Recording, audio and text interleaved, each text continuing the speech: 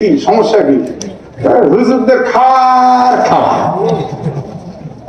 আমি বললাম যে তুই কি সেকেন্ড না লিগ নাকি রে? এখন তো লিগ বহু লিগ হয়েছে, কথা কম না কেন? তুই কি সেকেন্ড লিগ নাকি?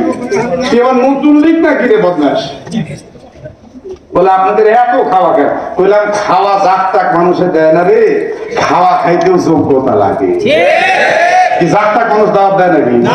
তোর দাওয়াত দেয় না, তোর খালি কলিজা বলে তুইও আলেম হয়, তুই না হতে পারিস তোর সন্তানকে আলেম বানা। কথা কর না কেন? ঠিক কিনা? দাওয়াত খেতে গপ্তা লাগে, যোগ্যতা লাগে রে। এত বলে কেন? আমার ভাইরা, এক পর্যায়ে আমি এই লোকটাকে বললাম যে এই ফতুয়া আমার চেয়ে আপনি ভালো জানেন, ব্যাংকে ফিক্সড রেখে টাকা আপনি নিতে পারবেন কি পারবেন না?